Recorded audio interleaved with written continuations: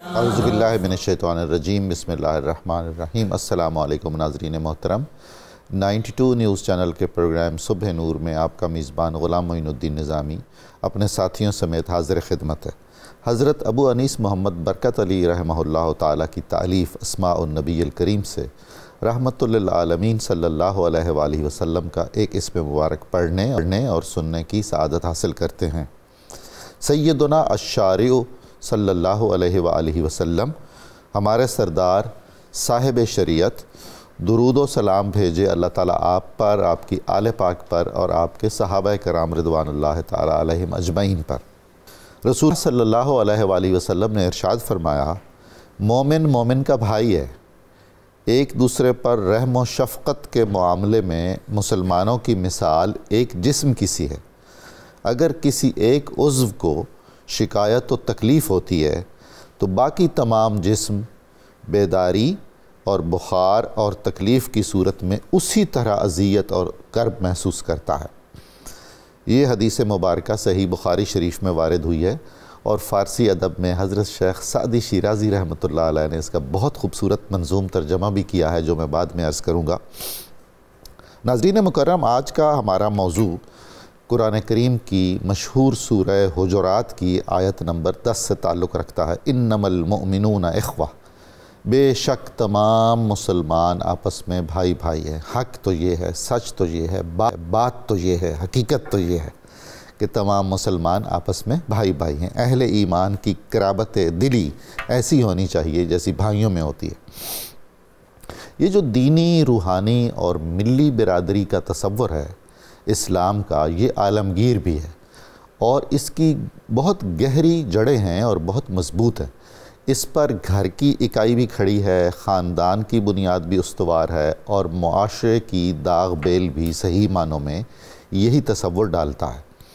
یہ جو حدیث مبارک میں نے آپ کی خدمت میں عرض کی ہے، رسول اللہ صلی اللہ علیہ وآلہ وسلم نے فرمایا کہ ایک دیوار کی مثال ہوتے ہیں تمام مومنین آپس میں۔ دیکھیے نا، معاشرے کی بنت اور اس کی ساخت میں ہر اینٹ کا اپنا ایک دخل ہے اور ہر اینٹ دوسرے کی مضبوطی کا، اس کی طاقت کا سبب بن رہی ہوتی ہے۔ اسی لیے قرآن میں، حدیث میں اور سیرت طیبہ میں اس بھائی چارے پر بہت زیادہ زور دیا گیا ہے، تعاون پر بہت زیادہ زور دیا گیا ہے، ایک دوسرے کا دست و بازو بننے پر زور دیا گیا ہے اور صلح و صفائی سے رہنے پر بہت ہی توجہ دلائی گئی ہے۔ خود قرآن کریم میں بھی جگہ جگہ رسول اللہ صلی اللہ علیہ وآلہ وسلم نے بکثرت یہ فرمایا۔ آپ دیکھیے کہ بد نصیبی سے آج کل ہم جس معاشرے میں رہ رہے ہیں، جس سماج میں رہ رہے ہیں، وہ مادیت گزیدہ سماج ہے اور اپنی اپنی ترجیحات ہیں۔ ان ترجیحات میں انانیت بھی ہے، نمود و نمائش بھی ہے اور چھوٹی چھوٹی بات پر ناراض ہو جانا بھی ہے، اور وہ دوریاں چھوٹی چھوٹی باتوں پر اتنی زیادہ پھیل جاتی ہیں کہ رشتوں کی، محبتوں کی، چاہتوں کی وہ خلیج کبھی کم نہیں ہوتی ہے۔ اچھا، پرانے زمانے میں کچھ نیک لوگ ایسے ہوتے تھے، مخلصین ایسے ہوتے تھے جو اللہ اور اس کے رسول کے حکم کے مطابق دور ہو جانے والوں میں، ناراض ہو جانے والوں میں صلح صفائی کروانے کی کوشش کیا کرتے تھے۔ اب صورتحال یہ ہو گئی ہے کہ اگر ایسا کوئی مخلص ہے بھی تو وہ خوف زدہ ہوگا کہ اگر وہ صلح کی کوشش کر رہا ہے تو اس کے نتائج بہت بھیانک نکلیں گے۔ کوئی نہ کوئی ایک فریق اس کو ناراض ہو جائے گا، اس سے ناراض ہو جائے گا اور یہ تصور کرے گا کہ اس کا تعلق زیادہ تو دوسرے فریق کے ساتھ ہے۔ جب معاشرہ اس انتشار اور اس افتراق تک پہنچ جائے تو وہ وقت دعا ہے۔ یہ سچ پوچھئے تو وہ وقت ہے کہ ہم اذانیں دیں بے وقت اور چھتوں پر چڑھ کر کہ یا اللہ ہمارے دلوں کو ایک دوسرے کے قریب کر دے، ہمیں بھائی بھائی بنا دے، ایک دوسرے کے دکھ درد کا ہمیں سانجھی بنا دے، اور یا الہ العالمین ہمارے گھروں کو بھی محبت کا، امن کا، سکون کا اور صلح کا گہوارہ بنا۔ آج اس خوبصورت موضوع پر اور اس اہم ترین موضوع گفتگو کرنے کے لیے ہمارے ساتھ جو علماء کرام تشریف فرما ہیں، ان میں علامہ بدر الزمان قادری صاحب تشریف لائے ہیں۔ میں بہت شکر گزار ہوں آپ کی آمد کا۔ بہت محترم جناب مفتی خلیل احمد یوسفی صاحب تشریف رکھتے ہیں، ہم استفادہ کریں گے آپ سے اور ہم بہت خوبصورت کلام سنیں گے انشاءاللہ العزیز حافظ محمد ارشد نقشبندی صاحب۔ ناظرین، میں یہاں عرض کروں کہ ہماری یہ کوشش ہے کہ ہم معارف قرآنی اور نکات تفسیری کو آہستہ آہستہ منظوم اردو میں منتقل کریں، شعری صورت میں. شعر یاد رکھنا آسان ہوتا ہے، تو ہماری یہ کاوشیں خصوصاً جب ہم قرآن کریم کے موضوعات پر پروگرام کرتے ہیں تو کوئی نہ کوئی ایسا کلام ہم ضرور اس میں شامل کرتے ہیں جس میں اسی آیت کا مفہوم اشعار کی صورت میں بیان کیا جاتا ہے. آپ دعا فرمائیے گا کہ ہماری یہ کاوش بھی بارگاہ الہی میں بھی قبول ہو اور رسول اللہ صلی اللہ علیہ وآلہ وسلم کی خوشنودی کا باعث بھی بنے. جناب علامہ بدر الزمان قادری صاحب، سورہ حجرات کی آیت 10 کا آپ مکمل متن ارشاد فرمائیے. ترجمہ، مفہوم، شان نزول اور اہم تفسیری نکات، سیاق و سباق کیا ہے اس کا؟ جی بسم اللہ الرحمن الرحیم. ڈاکٹر صاحب بہت شکریہ. آج کا یہ ہمارا موضوع جو ہے سورۃ حجرات کے حوالے سے انتہائی سگنیفیکنٹ ہے اور عصر حاضر کا تقاضا بھی ہے، بلکہ میں یہ کہوں گا کہ ہر دور کا تقاضا رہا ہے. اللہ تبارک و تعالیٰ نے سورہ حجرات میں یہ مصحف کے اعتبار سے یہ سورہ جو ہے یہ اپنا اس کا 86 نمبر ہے، 108 ہے اور پارہ 26. جی اللہ تعالیٰ ارشاد فرماتے ہیں انما المؤمنون اخوہ، یہ سارے مسلمان آپس میں بھائی بھائی ہیں. مومنین جو ہیں فاصلحوا بین اخویکم، اور اگر بھائیوں کے مابین کوئی رنجش پیدا ہو جائے تو ان کے مابین صلح کروا دیا کرو. اور پھر فرمایا واتقوا اللہ لعلکم ترحمون، اور اللہ سے ڈرتے رہو تاکہ اللہ تبارک و تعالیٰ تم پر رحم فرمائے. سبحان اللہ. گویا اللہ تبارک و تعالیٰ نے اپنے رحم کو مشروط فرما دیا دو چیزوں سے، ایک تو اخوت کے ساتھ، دوسرا مصالحت کے ساتھ. تو یہ اس پوری صورت کا اگر آپ دیکھیں تو دو چیزوں کے گرد گھوم رہی ہے. ایک تو تعظیم مصطفیٰ کریم علیہ السلام کی، اور دوسرا جو ہے اخوت اور مصالحت کے مابین، یعنی آداب معاشرتی سے آپ فرما لیجئے اور تعظیم مصطفیٰ کریم علیہ السلام آپ ارشاد فرما لیجئے. ایک اہم ترین اعتقادی مسئلہ ہے اور ایک اہم ترین سماجی مسئلہ ہے. دونوں کو اللہ نے انٹرلیٹ فرما دیا اور ساتھ یہ بھی فرما دیا کہ اگر مجھ سے رحم کی توقع کرتے ہو یا مجھ سے رحم چاہتے ہو تو سب سے پہلے میرے نبی کی طرف آ جاؤ، ان کی تعظیم کو پیش نظر رکھو. تعظیم کے بعد اگلا مرحلہ تمہارے لیے جو آئے گا، تمہارے مابین جو ہے بردرہڈ ہے، اخوت ہے، برادری ہے.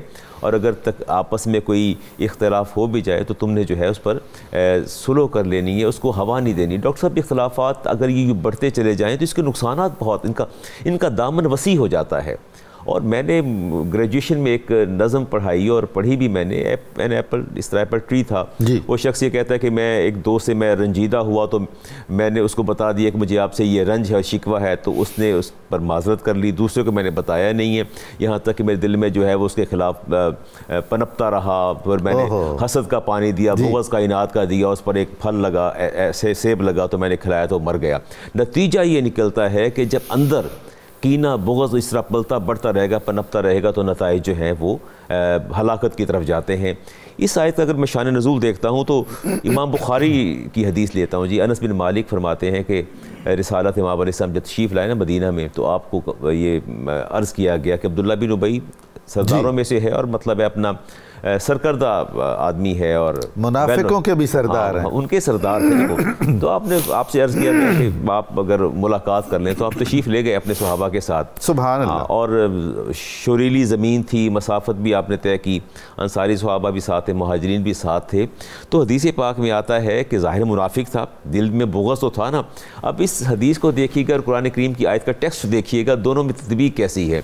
اس منافق نے کہا کہ فقال الیک انی، کہ اپنی سواری کو مجھ سے دور رکھیے، واللہ لقد آذانی نتن حمارک، کہ آپ کے اس دراز گوش سے مجھے باس اور سمیل آتی ہے. رسالت امام علیہ السلام تو خاموش ہوئے، پر صحابہ کہاں برداشت کرتے تھے. اور نہ اللہ رب العزت کو یہ بات برداشت ہے کہ ایسی بات کی جائے. اور انصاری صحابی غصے سے بولے، فرمایا واللہ لحماری حمار رسول اللہ اطیب ریحا منک، خدا کی قسم ہمارے نبی کی سواری کی خوشبو جو ہے اتنی دل نشیں ہے کہ تو تصور بھی نہیں کر سکتا اور تیری ذات سے زیادہ بہتر ہے.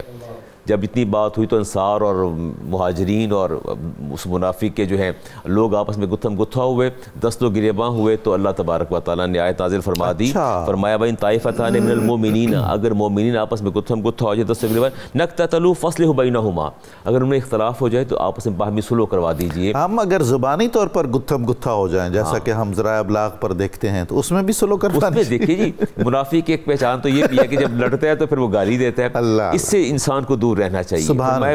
منافق کی خالص منافق کی 4 نشانی، جب بھی لڑے گا وہ گالی دے گا، تو اس سے بچنا چاہیے. چاہے زبان کے ساتھ ہو، میں سمجھتا ہوں کہ سخت سے سخت بات ڈاکٹر صاحب لطیف پیرائے میں بھی کی جا سکتی ہے، اور ضروری نہیں کہ اس میں بندہ شاؤٹ کرے، لاؤڈ ہو جائے اور اس کے بعد پھر اپنے آپ سے باہر ہو جائے، تو ایسا نہیں ہوتا. تو اس پر پھر اللہ تعالیٰ نے حکم فرمایا. اور اس کے بعد دوسرا اس کا جو شان نزول میں نے دیکھا وہ یہ ہے کہ رسالت محمد علیہ السلام کے صحابی تھے، انصاری صحابی تھے، عمرانی نام تھا ان کا. تو انہوں نے بیوی کو روکا کہ آپ نے میکے نہیں جانا، رک جائیے، ٹھہری رہیے، گھر ٹھہری رہیے. ان کے میکے والوں کو اصرار تھا کہ مطلب آپ گھر آؤ ہمارے. تو وہ لینے کے لیے آئے تو وہ شوہر نے منع کر رکھا تھا. جب لینے آئے تو زبردستی لے کے جا رہے تھے، تو آپ نے اپنے قبیلے کو آواز دے دی اور اس طرح دونوں قبائل اکٹھے ہوئے اور جھگڑا ہوا. رسالت ماؤد علیہ السلام نے جو ہے اس پر پھر دونوں کے مابین صلح کروا دی. میں یہاں ایک چیز دیکھتا ہوں جی، رسالت سال بن سعد فرماتے ہیں کہ ہمیں نبی کریم علیہ السلام نے حکم دیا کہ تم نے سفر کرنا ہے، اگر کسی کی عیادت کرنی ہے مریض کی تو 1 مائل، 1 میل سفر کرو. اور فرمایا کہ اگر تم نے مسلمان بھائی سے ملاقات کرنی ہے 2 مائل کا سفر طے کرو. اور فرمایا اگر تم نے صلح کروانی ہے تو 3 میل کا سفر. سبحان اللہ، یعنی اس کی اہمیت اتنی ہے. بتا دی کہ آپ دیکھیں کیٹیگری کے لیے آپ نے مریض کی عیادت کے حوالے سے، اپنے بھائی کی ملاقات کے حوالے سے، اور یہاں فرمایا جب صلح کا معاملہ. اور یہاں تو حدیث امام بخاری کی میں لیتا ہوں، عمرو بن عوف فرماتے ہیں کہ جھگڑا ہوا اہل قباء کے مابین جی، اور آپ تشریف لے گئے اور لے جانے کے بعد وہاں صلح کروائی. واپس نماز کا وقت بھی ہو گیا تو بلال نے عرض کیا صدیق اکبر سے کہ آپ جماعت کروا دیجئے. پہلے تو رکے رہے، انتظار کرتے رہے، جب دیکھا کہ نماز کا وقت نکلنے والا ہے تو جماعت جب کھڑی ہوگی. اس اسنا میں نبی کریم سے تشریف لے آئے. جب تشریف لائے تو اس وقت جماعت ہو رہی تھی. آپ پھر آگے بڑھے اور صدیق اکبر نے جگہ دے دیا، مصلی پہ تشریف لائے. اور یہاں وہ جو صورت کا میں نے بتایا نا نیوکلیس یہ تعظیم مصطفیٰ ہے. آپ نے فرمایا کہ میں نے آپ سے کہا تھا کہ نماز پڑھاتے رہیے. صدیق اکبر نے عرض کیا یا رسول اللہ آپ کے ہوتے کیسے ممکن ہے آقا کا بیٹا مصلی پہ کھڑا ہو جائے. تو یہ 2 بنیادی چیزیں ہیں سبحان اللہ سبحان آتی ہیں. علامہ یوسفی صاحب، یہ بھائی چارے کی جو اہمیت ہے اور صلح کی اہمیت ہے، مصالحت کی اہمیت ہے، اس پر کچھ روشنی ڈالیے آپ قرآن کریم ہی کے حوالے سے. بسم اللہ والصلاة والسلام علی رسول اللہ.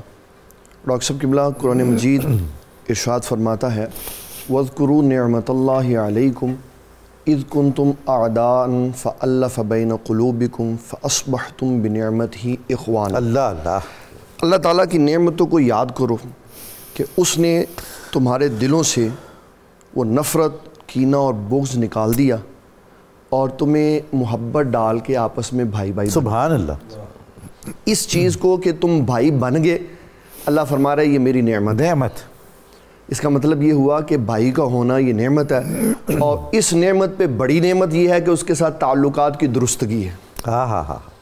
حضور صلی اللہ تعالیٰ علیہ وسلم نے تعلقات کی درستگی کے لیے ایک دوسرے کو اس کے قریب کرنے کے لیے جو باتیں ارشاد فرمائی.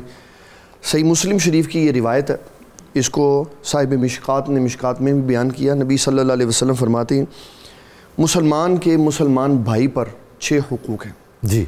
پہلا حق یہ ہے کہ جب ملے تو سلام کرے. یہ اسلام کا ایک ایسا عمل ہے کہ جب آپ کسی سے ملتے ہیں اور اس کو سلام کرتے ہیں اور پہلی دعا اس کو یہ دیتے ہیں کہ تم پر اللہ کی سلامتی ہو، سبحان اللہ، کینوں کو دور کر دیتا. اور نبی صلی اللہ تعالیٰ علیہ وسلم نے بار بار سلام کا کہا. اتنی بار کہا کہ آپ نے فرمایا 2 شخص اگر راستے سے گزر رہے ہیں، درمیان میں ایک درخت آ جاتا ہے، ایک اس طرف سے آئے دوسرا اس طرف سے آئے، تو جب ملے پھر سلام کریں. یعنی اتنی رفاقت قریب کر دیا، اتنے فاصلے کے بعد بھی دوبارہ ملو تو سلام کرو. تو پہلے نمبر پہ فرمایا جب ملے تو سلام کرے. نمبر 2 دعوت دے تو دعوت کو قبول کرے. نمبر 3 جب اپنے بھائی کو کسی معاملے میں دیکھے تو چاہے کہ یہ صحیح نہیں کر رہا تو میں اس کو نصیحت کروں تو نصیحت کرے، اور دوسرے والا اس کی نصیحت کو قبول کرے. یہ دونوں کا ایک دوسرے پر حق ہے. اور اس سے بھی نیچے گراس روٹ لیول پہ جانے کے بعد کہا جب کوئی بھائی چھینک مارے تو اس کا جواب دے. اگر ہم اس جملے کو غور سے دیکھیں نا تو اس سے پتہ چلتا ہے کہ اسلام یہ چاہتا ہے کہ تمہاری نظر ہر وقت اپنے بھائی کے اوپر ہو. واہ. کہ اس کی چھینک کا بھی تمہیں خیال ہونا چاہیے کہ یہ چھینک رہا ہے تو میں نے اس کو جواب دینا. یہ ہر وقت نظر ہو پازیٹیو سینس میں. جی پازیٹیو سینس. وہ تجسس اور عیب جوئی والی بالکل نہیں. ولا تجسسوا اور پھر فرمایا کہ جب وہ بیمار ہو جائے تو اس کی عیادت کرے. سبحان اللہ. حضور پاک صلی اللہ تعالیٰ علیہ وسلم کی ایک حدیث مبارک ہے، آپ نے فرمایا کہ جب کسی شخص کے ہاں کوئی عیادت کے لیے جاتا ہے تو واپسی تک اللہ تعالیٰ کے 70,000 فرشتے اس کے لیے رحمت کی دعا کرتے. سبحان اللہ. اس پہ ہمارے صوفیاء کرام جن کا اسلام کے اندر بڑا کنٹریبیوٹ ہے جی وہ کہتے ہیں کہ سردیوں میں عیادت رات کو کرو اور گرمیوں میں عیادت دن کو کرو. اس کی وجہ کیا ہے کہ کہا اگر رات کو جاؤ گے تو صبح تک تمہارے اوپر درود بھیجیں گے, تمہاری رحمت کی دعا کریں گے. سبحان اللہ سبحان. اور اگر صبح کو جاؤ گے تو شام تک, تو گرمیوں میں دن لمبے ہوتے ہیں صبح جاؤ, اور سردیوں میں راتیں لمبی ہوتی ہیں تو رات کو جاؤ, تاکہ تمہارے لیے اللہ تعالیٰ کی رحمت کے دروازے ہمیشہ ہمیشہ کے لیے کھلے. اور چھٹے نمبر پر فرمایا کہ جب تمہارا بھائی وصال کر جائے تو پھر اس کی نماز جنازہ پڑھو. یہ اس کے حقوق میں سے ایک حق ہے. صرف یہ والا حق لوگ یاد رکھتے کہ مرے ہوئوں پر جنازے پڑھتے ہیں, زندوں کا خیال نہیں رکھتے. میرے ابا جی حضور رحمۃ اللہ تعالیٰ علیہ ایک بات فرمایا کرتے تھے, ایک شعر پڑھ کے جی آپ فرماتے تھے میرے مرنے کے بعد آئے جو تم میرے مزار پر تو پتھر پڑے صنم تیرے ایسے پیار. کیا بات ہے, اب کیا کرنے آیا. واہ واہ واہ. زندگی میں زندہ تھا تب میرے پاس آتا, اس وقت تو میرے لیے دروازے بند کر دیے تو نے.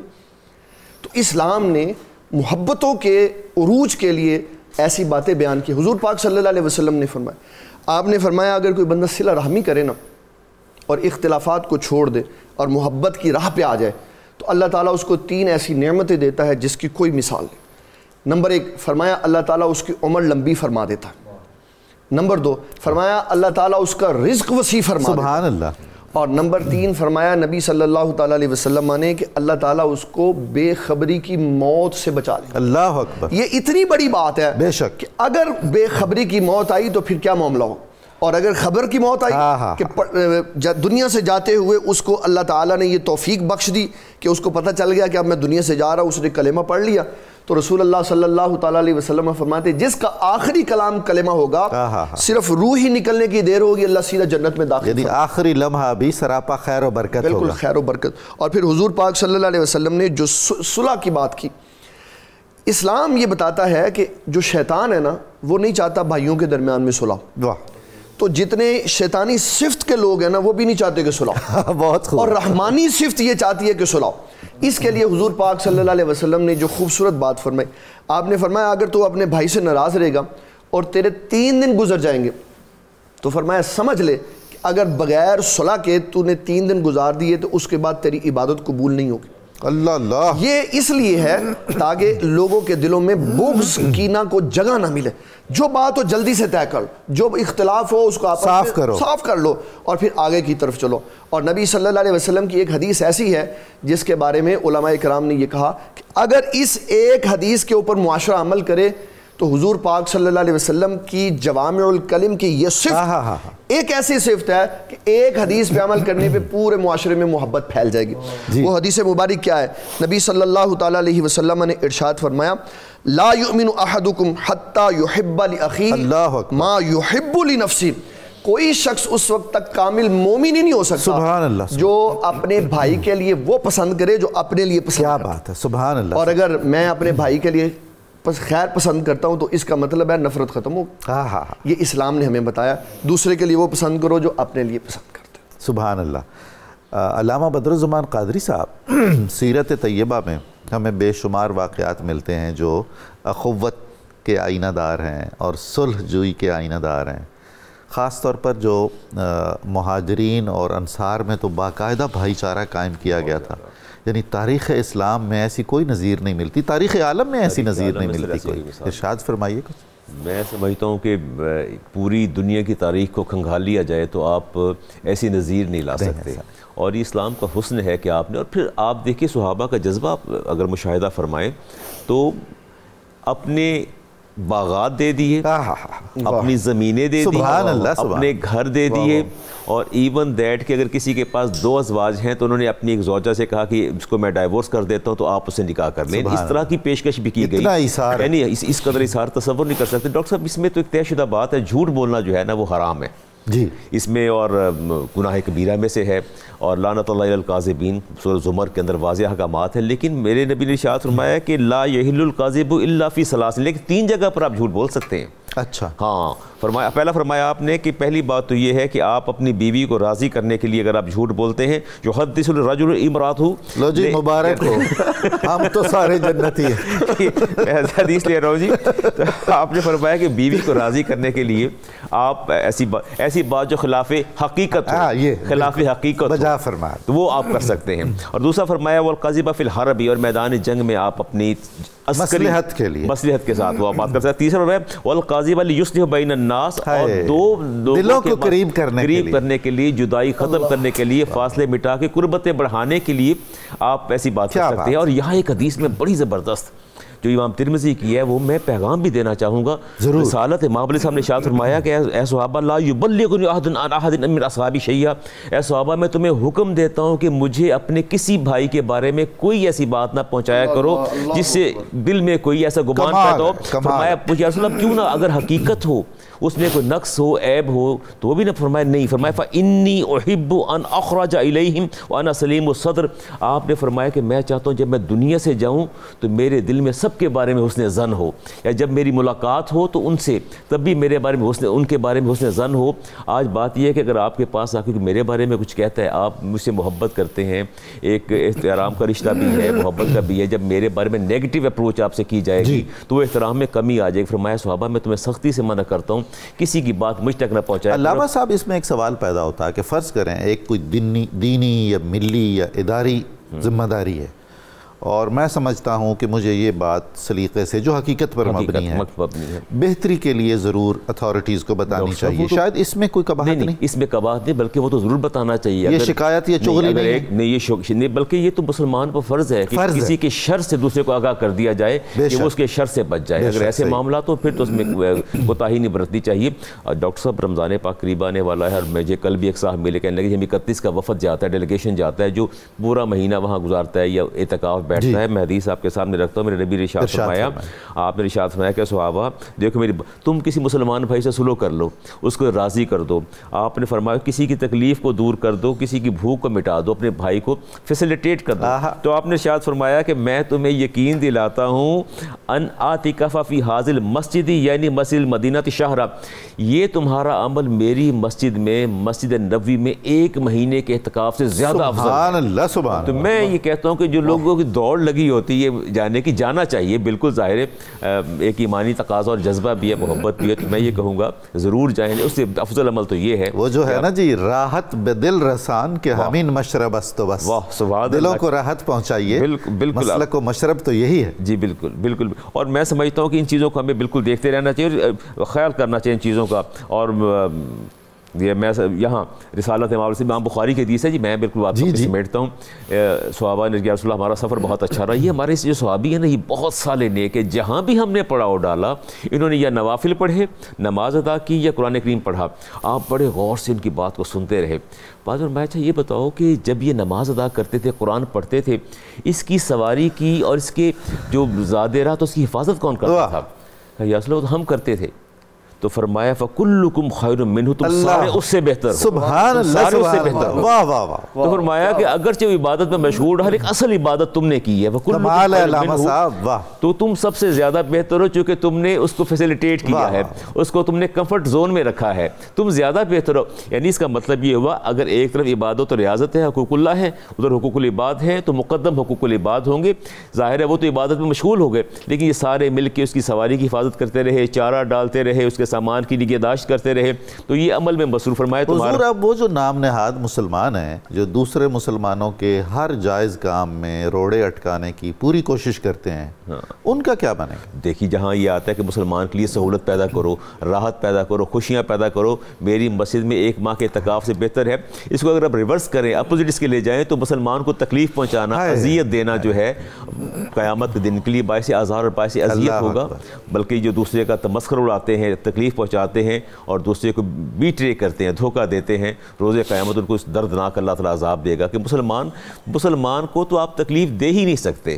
اس کا تو بالکل ہی سختی سے ممانعت ہے اور گناہ کبائر میں سے آ جاتا ہے۔ جی بہت شکریہ۔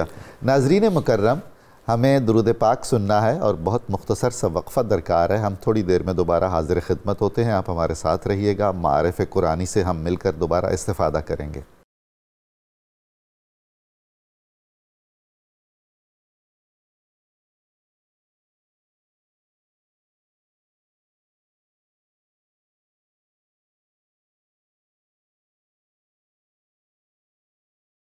السلام علیکم ناظرین، آپ کو 92 نیوز چینل کے پروگرام صبح نور میں دوبارہ خوش آمدید کہتا ہوں۔ آج ہمارا موضوع قرآن کریم کی سورہ حجرات کی آیت کریمہ ہے، جس کا مفہوم ہے کہ مسلمان آپس میں بھائی بھائی ہیں۔ ہمارے صوفیاء کرام نے اور علماء حق نے اس مسئلے کو، اخوت کے مسئلے کو اور صلح اور آشتی بھائی چارے کو، محبت کو بہت ہی ہائی لائٹ کیا ہے، اپنے افکار میں اعلیٰ ترین مقام دیا ہے، اور ان کے پیش نظر خوشنودی رسول اور خوشنودی خدا ہی تھی۔ حضرت مولانا جلال الدین رومی کے 2 اشعار سنیے۔ اگر مرترا صلح آہنگ نیست، اے بھائی اگر تمہارا صلح کا ارادہ نہیں ہے، مرا با تو اے جان سر جنگ نیست، تو اے میری جان میں تجھ سے ہرگز جنگ نہیں کروں گا، میرا کوئی ارادہ تم سے لڑنے کا نہیں ہے۔ تو در جنگ آئی روم من بصلح، تم اگر جنگ کی طرف آؤ گے تو میں صلح کی طرف چلا جاؤں گا۔ سبحان اللہ سبحان اللہ۔ خدا یہ جہان را جہان تھنگ نیست، اللہ تعالیٰ جو کائنات کا مالک ہے، اس کی کائنات بہت وسیع ہے۔ آپ مجھ سے لڑائی جھگڑا کریں گے تو میں کسی اور جگہ چلا جاؤں گا اور آپ کے ساتھ صلح رکھنے کی کوشش کروں گا۔ یہ وہ پیغام ہے جو محراب و منبر سے ہر شخص تک پہنچنا چاہیے۔ میں درخواست کروں گا محترم مفتی یوسفی صاحب سے کہ وہ ہمیں صحابہ کرام اور اکابر امت کے کچھ ایسے واقعات بتائیں اور ان کی کچھ ایسی تعلیمات بتائیں جو بھائی چارے سے متعلق ہوں، صلح اور محبت میں اضافے کے لیے۔ یہ جو بھی آپ اشعار پڑھ رہے تھے، کس کے ہیں؟ مولانا جلال الدین رومی کی۔ یہ قرآن مجید کا ترجمہ ہے۔ سبحان اللہ۔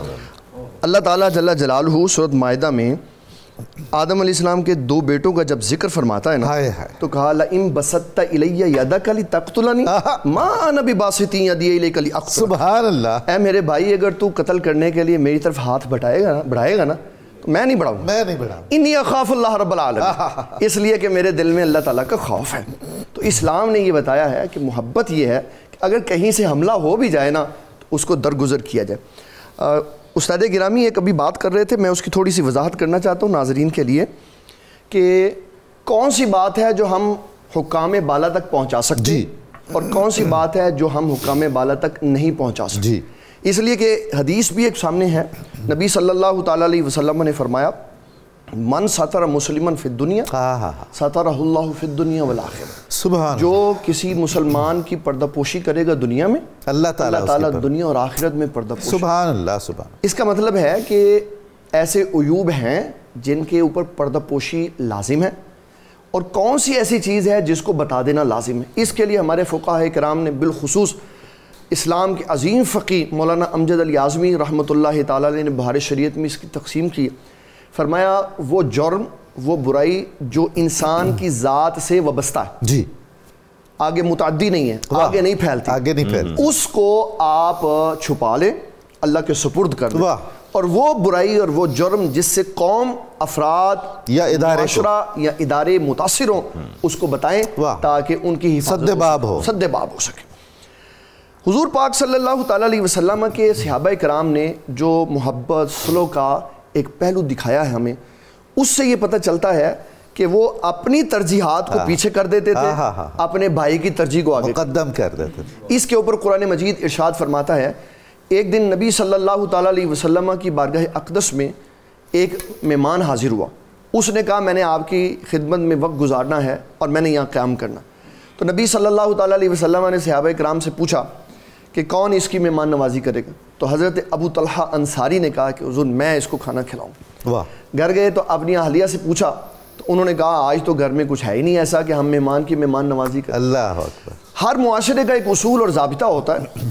عرب کا یہ معاشرہ اپنے ان اصولوں کے ساتھ تھا کہ جب مہمان آتا تو میزبان ساتھ بیٹھ کے کھانا کھاتا تھا۔ اچھا واہ، ہمارے ہاں بھی اس طرح کے رواج ہیں، بسا اوقات میزبان ساتھ بیٹھ کے کھاتا ہے، بسا اوقات کھانا لگا کے تو چلا جاتا ہے کہ یہ ڈسٹرب نہ ہو، یہ ہم دیکھیں نا کیا کریں، بے تکلفی سے۔ عرب کی بے تکلفی یہ ہے کہ آپ ساتھ بیٹھ جائیں، اس کی پلیٹ بار بار بھرتے رہیں، اس کو خوب سیر ہو کے کھلا۔ تو حضرت ابو طلحہ انصاری کی بیوی کہنے لگی اگر آپ بیٹھ جائیں گے تو وہ کھانا نہیں کھا سکتا، اتنا کہ کھانا کہ ایک ہی بندہ کھا سکتا۔ آپ نے کہا تم کھانا تیار کرو تو ہم اس کا کوئی سد باب کر دیں گے جی کھانا تیار ہو گیا, انہوں نے دیا بجھا دیا, آپ منہ ویسے ہلاتے رہے, اس کے ہاتھ سے ہاتھ ٹکراتے رہے, وہ کھانا کھا گیا. کمال. جب نبی صلی اللہ تعالیٰ علیہ وسلم کی بارگاہ میں حاضر ہوئے تو آپ نے فرمایا واہ ابو طلحہ اتنی اعلیٰ مہمان نوازی کی کہ اللہ نے آپ کی شان میں قرآن نازل کر دیا. سبحان اللہ. یؤثرون علی انفسہم ولو کان بہم خصاصہ, کہ یہ اپنی ضرورتوں کو پیچھے کر دیتے, اپنی بھائی کی ضرورت کو آگے کر دیتے. واہ. اور اس کا اللہ تعالیٰ نے جو کرکس ہے وہ بتایا, فرمایا وَمَن یُوقَ شُحَّ نَفْسِهِ, یہ کام وہ کر سکتا ہے جس کا اپنا نفس لالچی نہیں ہے. کیا بات. اور جس کا اپنا ہی نہیں پیٹ بھرتا, جس کی اپنی خواہشیں پوری نہیں ہوتی, اس نے کیا کسی کو کھانا کھلانا. اس سے پتہ چلتا ہے کہ اللہ والوں کے نفس بھرے ہوئے ہوتے, ان کی توجہ اور ان کی نگاہ جو ہے وہ اللہ تعالیٰ جل جلالہ کی بارگاہ کی طرف ہوتی ہے, اس لیے وہ کسی بھی قسم کی لالچ اور طمع نہیں رکھتے, اور ان کا جو عقیدہ اور نظریہ ہوتا ہے وہ حدیث پاک کے اوپر ہوتا. نبی صلی اللہ علیہ وسلم نے فرمایا کہ بہترین آدمی وہ ہے جس کے ایمان کی تکمیل ہو کہ وہ محبت کرتا ہے تو اللہ کے لیے, بغض رکھتا ہے تو اللہ کے لیے, جب کسی کو دیتا ہے تو اللہ کے لیے, اور جب کسی سے روک لیتا ہے تو اللہ تعالیٰ کے لیے. اللہ اکبر. تو اسلام نے یہ بتایا کہ محبت, بھائی چارے اور حسن سلوک میں ہمارے اصحاب کا کردار, ہمارے صلحاء کا کردار یہ رہا, انہوں نے اپنی ضرورتوں پر دوسرے کو ترجیح. اس میں میں ایک بہت خوبصورت حدیث سنانا چاہتا ہوں جس سے پتہ چلے کہ اپنے ہمسائے دوست کا خیال کیسے رکھا جاتا ہے. نبی صلی اللہ علیہ وسلم اس میں کیا کر رہے ہیں. ایک بندے نے حضور پاک صلی اللہ علیہ وسلم کی بارگاہ میں عرض کی حضور میرے گھر میں میرے ہمسائے کا ایک درخت کچھ ٹہنیاں اس کی طرف ہیں, تو آپ نے فرمایا کہ میں اس کو کہتا ہوں کہ تیرے حق کا خیال رکھے. اس کو بلایا, آپ نے فرمایا 3 باتیں میں تجھے تیرے سامنے رکھ رہا ہوں. نمبر 1, ان ٹہنیوں کو کاٹ دے اور مجھے تحفہ دے دے. اچھا. دوسرا فرمایا میرے سے اس کی تجارت کر لے. سبحان اللہ. تیسرے نمبر پر فرمایا کہ ان دنیا کی چیزوں کے بدلے مجھ سے آخرت میں کچھ لے لے, لیکن ایسا کر کہ تیرا بھائی امن میں آ جائے. سبحان تو اللہ. یہاں پتہ چلتا ہے نبی صلی اللہ علیہ وسلم نے بھائیوں کے درمیان, ہمسایوں کے درمیان, دوستوں کے درمیان محبت کروانے کے لیے ان کو پیشکش کی دنیا کی چیز کے بدلے جنت کی چیز کی. سبحان اللہ. تو یہ محبت معاشرے کے لیے بڑی ضروری ہے, اس کے بغیر معاشرہ آگے ترقی نہیں کر سکتا. علامہ قادری صاحب, یہ جو حکم ہے کہ آپس میں بھائی بھائی بن کے رہیں اور صلح کریں اور صلح کروانے کی کوشش کریں, اس کی دینی, روحانی, نفسیاتی اور معاشرتی اہمیتیں, مصلحتیں. یہ ڈاکٹر صاحب, نبی کریم علیہ السلام نے ارشاد فرمایا صحابہ کیا تم چاہتے ہو تمہارا حساب آسان ہو جائے قیامت؟ اللہ اللہ. تو یا رسول اللہ, اس سے اچھی بات کیا ہو سکتی ہے؟ فرمایا کیا تم یہ چاہتے ہو تم جنت میں جاؤ؟ یا رسول اللہ, اس سے اچھی بات کیا ہے؟ فرمایا پھر میرے 3 اساسی نقطے اپنے نکات اپنے ذہن میں بٹھا لو. فرمایا پہلی بات تو تم نے یہ کرنا ہے توتی من حرامک, جو تجھے محروم کرے اس کو تو عطا کر. واہ واہ واہ واہ. ہمارا معاشرتی رویہ یہ ہے کہ اگر آپ میرے گھر تشریف لائے ہیں اور کچھ لے کے آئے ہیں تو ٹھیک ہے, میں جواباً آپ کے گھر جاؤں گا تو لے کے چلا جاؤں گا. میرے بیٹے کی کامیابی پہ اگر آپ نے ہدیہ پیش کیا تو میں بھی کر دوں گا, اگر نہ کہوں گا انہوں نے نہیں کیا تو ہم بھی نہیں کریں گے, برابر کی فرمائے نہیں. اس پہ تو یہ ہماری سائیکی ہے, یہ ہماری سائیکی ہے. اور چیزوں کو بلکہ میں نے تو دیکھا یہ ایسی سائیکی ہے کہ دور جاہلیت یاد آ جاتا ہے. بالکل یاد آ جاتا ہے. بلکہ ایون دیٹ کہ میں نے یہ بھی دیکھا کہ شادیوں پر جو دیا جاتا ہے, جوتا وغیرہ دیا جاتا ہے, اس کو باقاعدہ لکھ لیا جاتا ہے اور اس میں تھوڑی کمی بیشی کے ساتھ دیا جاتا ہے. فرمایا کہ ایک بات توتی من حرامک, جو تجھے محروم کرے اسی کو تو نے دے دے, اسی کو دو. دیکھیں یہ اس میں کیسا معاشرتی ربط اور کیسا حسن ہے معاشرتی. فرمایا اگلی واطاف امن ظالمک, اور جو زیادتی کرے اس کو معاف کر دے. اللہ زیادتی کرے اس کو معاف کر دے. فرمایا واتصل من قطعک, اور جو تجھ سے ناتا توڑے اسی کے ساتھ تو ناتا جوڑ. دیکھ یہ تو کوئی کمال نہ ہو کہ اگر وہ کہے جی اینٹ کا جواب پتھر, اسلام اس کا قائل نہیں ہے. اسلام اس کا قائل نہیں ہے. اگر کوئی اس کا زیادتی بھی کرتا ہے تو اسے درگزر کرے, اب معاف کر دے. رسالت معاملے سے فرق صاحبہ تمہیں میں کیا بتا دوں کہ اعمال کو مونڈنے والی, یعنی اعمال کو برباد کرنے والی چیز کیا ہے. فرمایا اللہ اخبرکم بافضل من درجات الصیام کا لفظ آیا. فرمایا روزے سے بھی زیادہ افضل ہے, صلاۃ سے بھی افضل ہے, صدقے سے بھی افضل ہے. روزے سے, صلاۃ سے, صدقہ سے افضل, تینوں عبادات سے افضل. یا رسول اللہ قال اصلاح ذات البین, فرمایا مومنوں کی آپس میں صلح کروا دینا تمہاری نماز سے افضل ہے, تمہارے روزے سے افضل ہے, تمہارے صدقے سے افضل ہے. اور پھر اچھا دیکھیے ڈاکٹر صاحب, میں جب یہ حدیث پڑھتا ہوں, فرمایا اگر ایک بھائی ناراض ہے اور دوسرے کو ملنے جاتا ہے اور اس پر جب نگاہ ڈالتا ہے اس کی اس طرح نگاہ ڈالتے اس کے دل میں کوئی اس کے بارے میں کینہ یا بغض نہیں ہوتا. تو آپ نے ارشاد فرمایا کہ جب تم اس وَمَن نَظَرَ إِلَىٰ أَخِيهِ لَيْسَ فِي قَلْبِهِ فِي صَدْرِهِ, نہ اس کے دل میں کچھ ہے نہ سینے میں کچھ ہے, لم یرجع الیہ طرفہ, وہ اپنی نگاہیں پیچھے نہیں ہٹاتا, حتی یغفر اللہ لہما ما بادیہ, پہلے اللہ اس کی مغفرت کرے. ہاں, صغیرہ گناہوں کو اللہ معاف فرما دیتا ہے. یعنی مسلمان بھائی پر نگاہ ڈالنا محبت کے ساتھ, وہ بھی. اور پھر دوسری حدیث پاک میں آتا ہے کہ جب تم مصافحہ کرتے ہو اپنے بھائی کے ساتھ, اس سے پہلے محبت کے ساتھ, صلح کے ساتھ, تو اللہ تعالیٰ تمہارے ہاتھوں کو جدا ہونے سے پہلے تمہارے صغیرہ گناہوں کو معاف فرما دیتا ہے. یہ چھوٹی چھوٹی باتیں ہیں جن پر ہم نے کبھی غور نہیں کیا. رسالت مآب علیہ السلام نے فرمایا یعدل بین الاثنین صدقہ, فرمایا دو بھائیوں میں صلح کروا دینا صدقہ سے زیادہ افضل ہے. اور پھر فرمایا کہ من اصلح بین الناس اصلح, جو بھائیوں میں صلح کرواتا ہے, آتاہ اللہ بکل کلمۃ, اللہ تعالیٰ اس کے ہر جملے کے بدلے عتق رقبۃ, ایک غلام کی آزاد کرنے کا ثواب. آپ تشریف لائے ہیں ہم دو بھائیوں میں صلح کروانے کے لیے, جتنے کلمات آپ نے ادا کرنے, اللہ تعالیٰ نے ہر کلمے کے بدلے جو ہے. علامہ صاحب مجھے آپ یہ فرمائیے, آپ بہت صاحب تجربہ ہیں, معاشرے میں رہتے ہیں, بہت صاحب تجزیہ ہیں, یہ ساری باتیں جو آج ہم کر رہے ہیں ہمارے معاشرے میں عملاً یہ کس قدر موجود ہیں؟ ڈاکٹر صاحب عملاً دیکھیں تو مفقود نظر آنے لگی ہیں. اب تو حالات ایسے پیدا ہو گئے کہ حسد ہے, بغض ہے, کینہ ہے, کمپٹیشن ہے اور مسابقت ہے, یہ ساری چیزیں اس طرح پریویل کر گئی ہیں کہ ہم بھلائی کی طرف آنے کو تیار نہیں. آج معاشرتی بگاڑ کی بنیادی وجہ یہ ہے کہ ہم کسی کے بارے میں حسن ظن نہیں رکھتے. دو بیٹھے ہوتے ہیں تو ان کا ٹاپک تیسرا ہوتا ہے, موضوع ان کا تیسرا ہوتا ہے, اور بیٹھے ہیں اور دوسرے کی اچھا ہر چیز میں ہم جو ہے وہ دوسرے کے عیب اور نقص تلاش کر رہے ہوتے ہیں, نہ باہمی گفتگو کرتے ہیں. اور اگر ہم حقائق پر مبنی گفتگو کریں تو اس کا نتیجہ خاموشی ہے. مجھے حضور سب سے زیادہ جس سوال کا سامنا کرنا پڑتا ہے, میں آپ سے مدد لینا چاہوں گا آپ سب سے, کہ مساجد بڑھ رہی ہیں معاشرے میں, مدارس بڑھ رہے ہیں, خانقاہیں قدم قدم پر کھل رہی ہیں, علماء مشائخ کی کثرت ہے ماشاءاللہ, اللہ تعالیٰ اور اس کے رسول خوش ہوتے ہوں گے اس کثرت سے, تو ہمارے عمل میں وہ چیزیں ریفلیکٹ کیوں نہیں کر رہی؟ ڈاکٹر صاحب جو ہمارے قائدین ہیں, میں ایکسیپشن از آلویز دیر, جی آلویز دیر, اس میں میں عرض کروں گا نو ڈاؤٹ. اصل میں سمجھتا ہوں جب آپ کی قائد اعظم علیہ الرحمہ نے فرمایا تھا کہ اگر قائد اچھا میسر آ جائے نا تو آدھی کامیابی اسی وقت جو ہے وہ حاصل ہو جاتی ہے. تو بات یہ ہے اگر کوئی شعیب آئے میسر, ہاں سبحان اللہ, تو وہی بات ہے کہ اگر کوئی ایسی شخصیت میسر آ جائے جو ظاہر و باطن کی اصلاح کرنے والی ہو تو میں سمجھتا ہوں معاشرتی بگاڑ ختم ہو جاتا ہے. ہماری خانقاہوں کا پہلے بنیادی کردار یہی رہا ہے, وہ دلوں کی اصلاح کرتے تھے, دلوں کی اصلاح کرتے تھے. وہ ہمارے جتنے بھی اسلاف تھے ہمارے, نہیں جی اب تو وہ ظاہر کی اصلاح بھی نہیں کرتے, نہیں معاملات کی اصلاح نہیں کرتے, صبر کی اپنی اصلاح نہیں ہے. دیکھیں جس چیز کو دیکھ کے دل راضی نہ اس کو کھانے سے کیا دل راضی ہوگا؟ جس کی شخصیت کو دیکھ کے آپ کی نگاہ و باطن میں تغیر پیدا نہ ہو اور میں سمجھتا تلاطم پیدا نہ ہو, اس سے اصلاح کیا ممکن ہوگی؟ تو میں سمجھتا ہوں کہ سب سے پہلے رول ماڈل ہمارے مسلح کو ہونا چاہیے, خواہ وہ امام کی صورت میں ہو, خواہ وہ خطیب کی صورت میں ہو, خواہ وہ سجادہ نشین کی صورت میں ہو, کسی بھی منصب پر فائز ہو, سب سے پہلے اس کو دیکھ کے سنت مصطفیٰ, بلکہ حدیث پاک میں آتا ہے پوچھا کہ یا رسول اللہ اولیاء اللہ کے نشان کیا؟ فرمایا اذا روز ذکر اللہ, جب ان کے چہرے دیکھو تمہیں رب یاد آئے. تو جن کی لینڈ کروزر پیجاروز اور جن کی شہانہ ٹھاٹ پاٹ دیکھ کے رب کہاں یاد آنا ہے؟ میں مفلس آدمی ہوں, غریب آدمی ہوں, جب اپنے مشائخ کے پاس جاؤں گا اور جب ان کی اس کیفیت میں ان کو دیکھوں گا پھر خدا یاد نہیں آئے گا, دنیا زیادہ یاد ہے. کہ میں سمجھتا ہوں اگرچہ میری باتیں جو ہے میں اسے کرٹیسزم نہیں کہوں گا, لیکن یہ کہ ہمارے جو معاشرتی رویے ہیں, یہ تنقید نہیں ہے, یہ تجزیہ ہے, اور اگر تنقید ہے بھی تو برائے اصلاح ہے, بربنائے محبت ہے.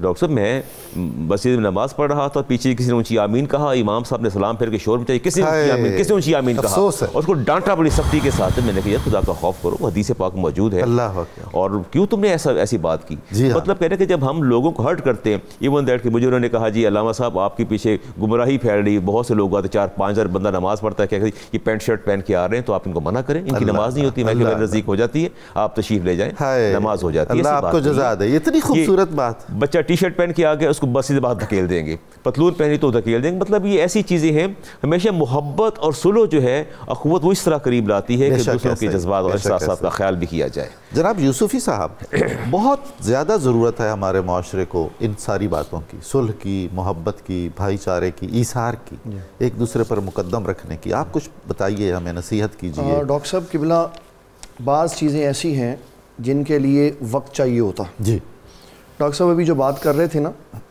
اس بات کے لیے کہ اگر ایک بچہ ٹی شرٹ والا آ گیا جی، یا ایک بچہ سکن ٹائٹ پہن کے آ گیا یا اس کی داڑھی نہیں ہے، تو ڈاکٹر کبھی بھی اپنے پیشنٹ کو شٹ اپ کال نہیں دیتا، برا نہیں کہتا۔ واہ واہ واہ۔ اس کے لیے ہمیں نبی صلی اللہ علیہ وسلم کی احادیث کو غور سے پڑھنا پڑے گا۔ ایک بندے نے مسجد نبوی شریف کے اندر کنارے پر بال کر دیا، جی، آپ نے کفر کا فتویٰ نہیں لگا، سبحان اللہ، جو اس کو اس وقت سمجھانے کے لیے دوڑے نا، آپ نے فرمایا ٹھہر جاؤ، اب اس کیفیت میں روکو گے تو بیمار ہو جائے گا۔ پھر آپ نے اس کی کتنی قربان جائیں رحمت عالم کے، آپ نے فرمایا کہ مسجدیں اللہ کے گھر ہیں، پاک جگہ ہیں، یا ایسا نہیں کرتے، اس کو دھلا کر صاف کر دیا۔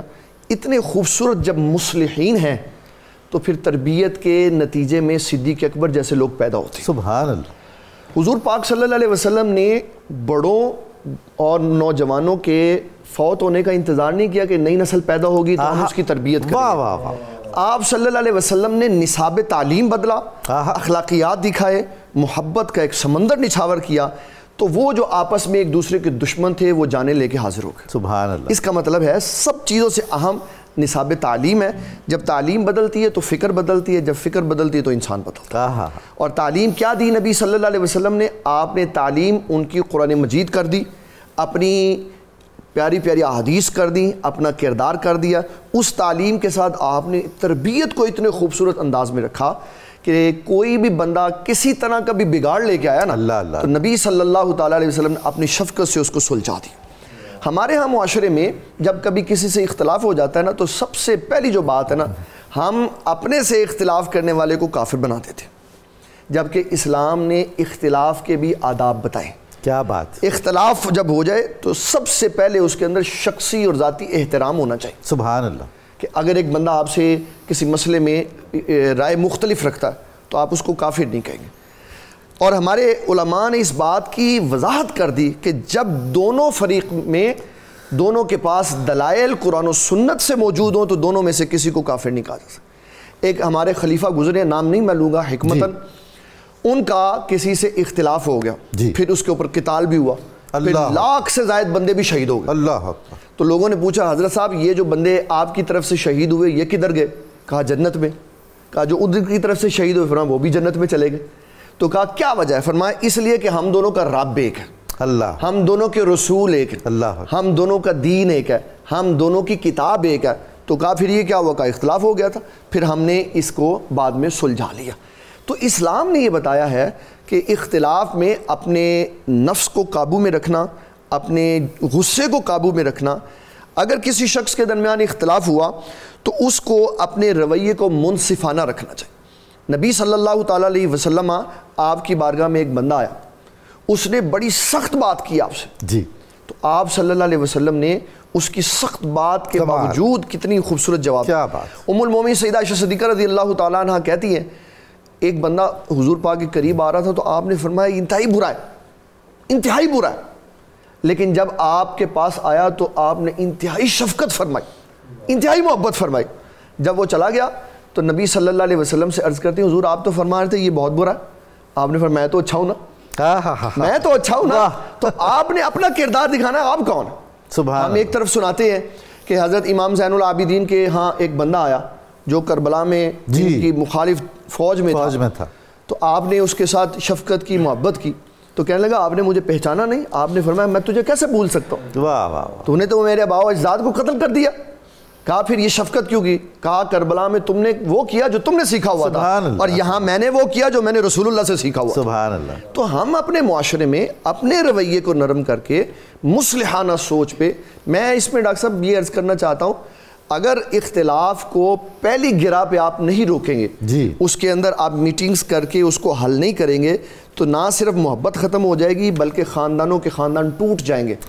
جب کبھی ایسی صورتحال کہیں ہو تو مصلح امت کو یہ چاہیے کہ ان کو آپس میں پیچ اپ کرا دیں، تاکہ، اور پیچ اپ کے لیے ضروری ہے کچھ باتیں مان لی جائیں، کچھ منوا لی جائیں۔ بالکل یہ نہیں ہو سکتا کہ آپ کہیں کہ ہم نہیں مانتے بس صلح کر لو، صلح کیسے ہو سکتی؟ ایسے نہیں ہو سکتا۔ صلح کے لیے ہمیشہ بیٹھنا پڑتا ہے، صلح کے لیے بات کرنی پڑتی ہے، کچھ اپنی شرائط کم کرنی پڑتی ہے، کچھ ان کی کرنی پڑتی ہے، پھر اس طرح جا کے امت میں صلح ہوتی ہے، اور صلح سے سب سے زیادہ خوش رب ہوتا ہے اور صلح سے سب سے زیادہ ناخوشی شیطان کو ہوتی ہے۔ والصلح خیر۔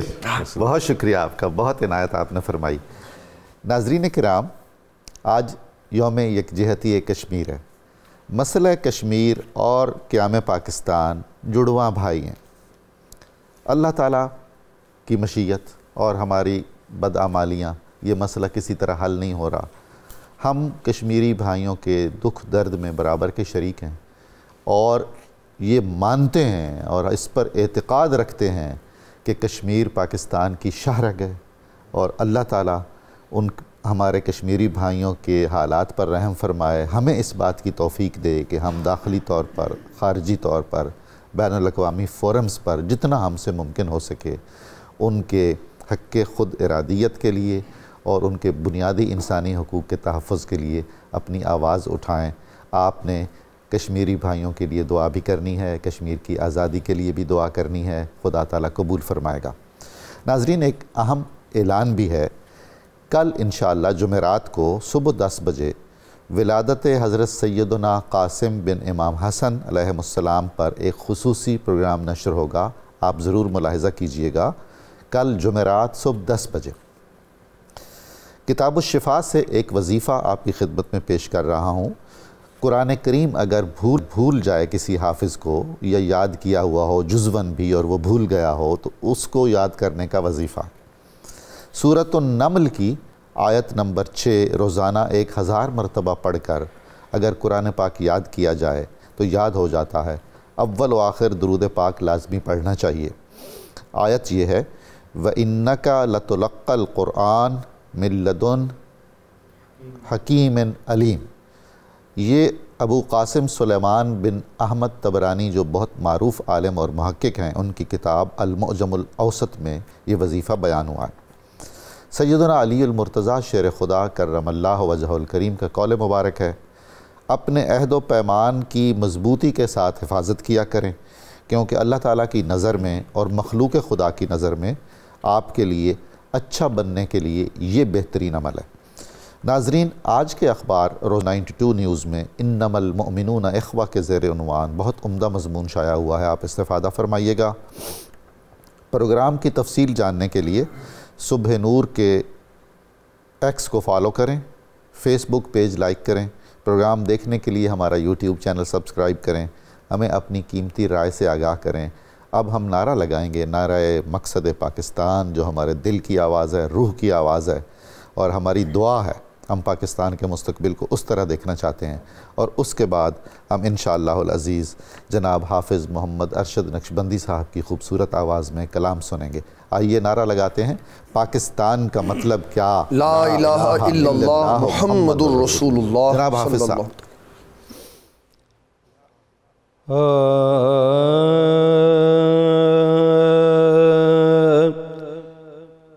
مومنوں کو بھائی بھائی رب نے ہے فرما دیا،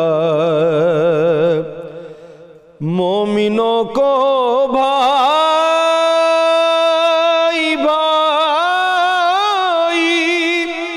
رب نے ہے فرما دیا، ہے اخوت کا سبق سرکار نے سکھلا دیا، ہے اخوت کا سبق سرکار نے سکھلا دیا، مومنوں میں اختلاف رائے ہو تو کیا کریں، مومنوں میں اختلاف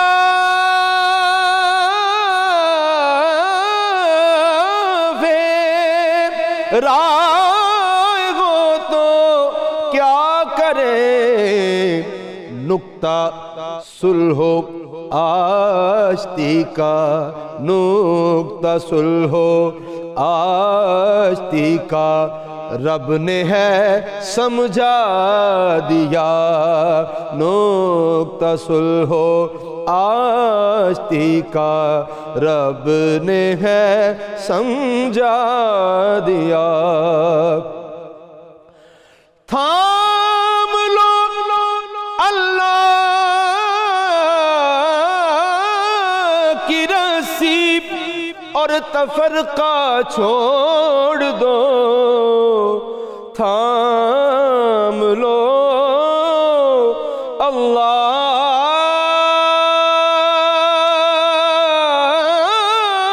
کی رسی اور تفرقہ چھوڑ دو، مومنوں کو ہے کتاب حق نے یہ رستہ دیا، مومنوں کو ہے کتاب حق نے یہ رستہ دیا۔